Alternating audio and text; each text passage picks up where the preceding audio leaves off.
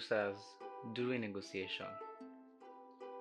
Negotiations are actually a hard nut to crack. It can go sideways. Sometimes I would usually say that you win some, you lose some. So how do you deal with producers when they call you and say we have work to do and all that? So some time ago, an actor friend of mine called me and was telling me about how um, a the producer of a film she was going to be on called her, and then it was a bad experience because of how they had the conversation. They called her and they asked her how much she was going to do for a number of days that they were going to film, and then she asked them what they were offering, and then they said that she should tell them what she wanted, and then she gave them what her daily rate was, and then they said that's ridiculous.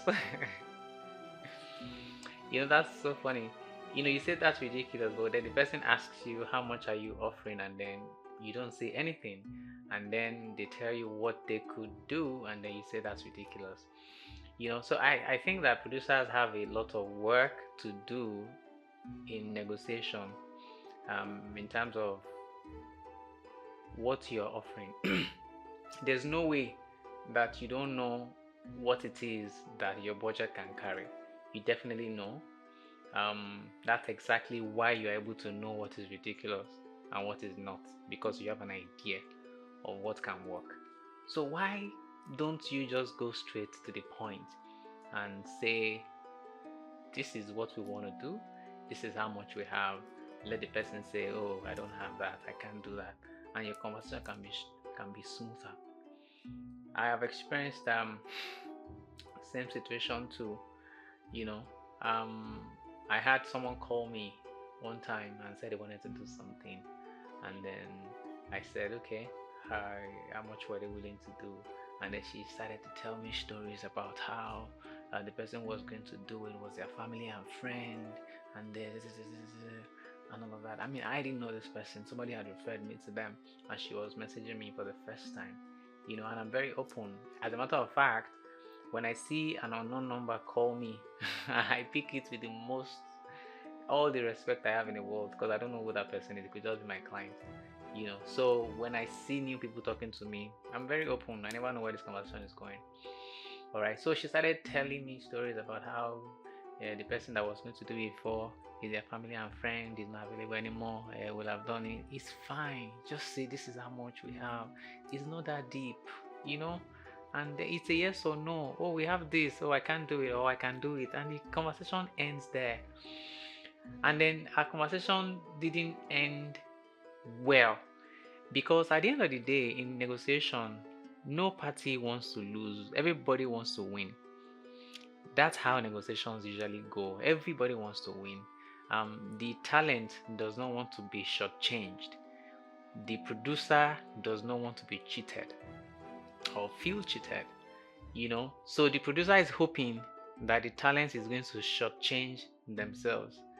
The talent is hoping that the producer is going to, hopefully pay them higher, because we just want to win. And there's nothing wrong with both parties wanting the same thing. We just need to be able to find a balance for us to meet in the middle, so that both parties can have a sense of winning. Even if I don't actually get to where I want to get to, but I'm somewhere in the middle where I'm comfortable, and both of us can be comfortable together. So because I've also been in the position of a producer myself, I understand how that can go, and I know how I handle that kind of situation. I reach out to someone and I just say, hey, I want to do this thing, and this is how much I have. Straight on, we are able to set the tone from the beginning. So you can say that, oh, I'm going to do it, or you know what, it doesn't work. That is what our conversation is about, and we can move on too quickly, rather than beating about the bush. How much you collect, within you they offer, and then we keep doing that. And then when the person then tells you, you say it's ridiculous. Before this conversation gets sour, let's deal with it in the most healthiest of ways. At the end of the day, beyond the negotiation and the money conversation, what this conversation really is about is not about money. It's about value. It's really not about how much you are going to collect, it's how much I think you're worth to the project. Alright? So, as an actor, as a creative, you need to be able to understand your own value. Know yourself. Man, know thyself.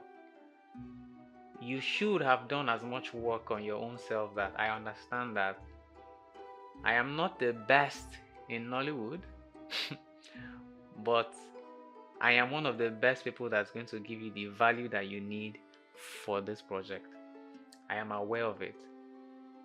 But I'm not the only one who's also aware of it. I would have done the work to make sure that you are aware of it. Every other people are aware. That's why you are coming to me in the first place.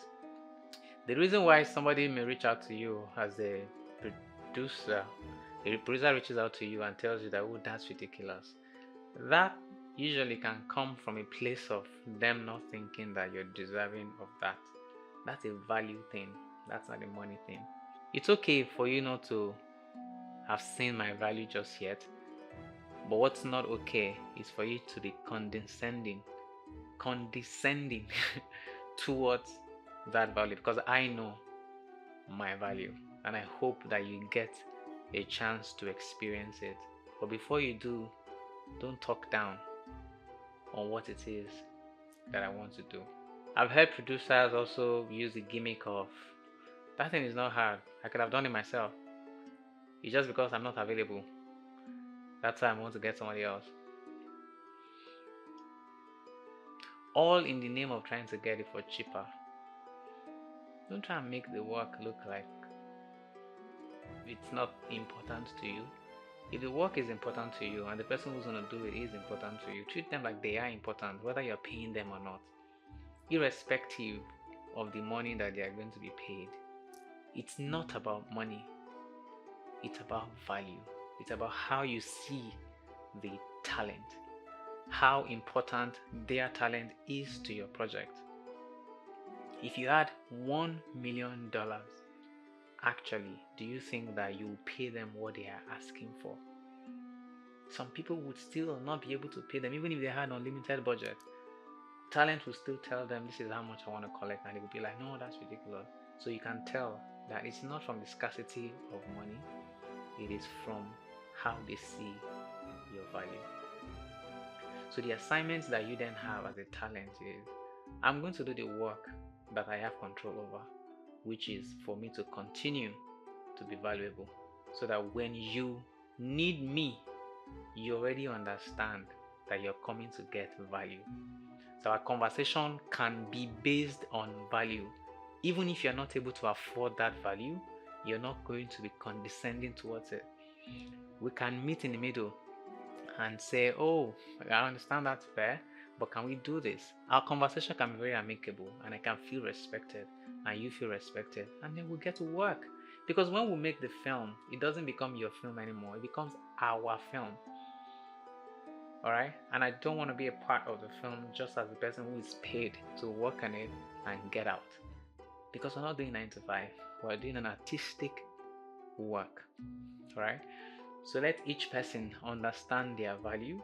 Let each person understand what they are bringing to the value chain, so that we can respect each other across board. There are some people in our industry that if you are going to call, you already know that you may not be able to afford them.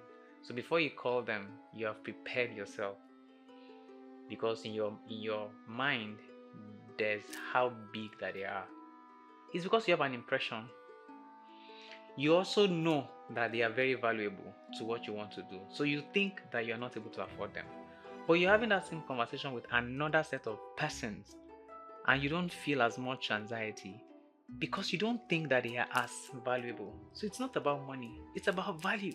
So the person who essentially wants to attract more money needs to have been able to sell their values to people, so that their values can be identified. It is one thing for you to be very valuable, it's another thing for your values to be identified, because you're not the one who's going to pay for your own value. People need to identify your value and then be able to pay for it. Yeah, that's a whole conversation in itself. This is how I say it. How do you see it?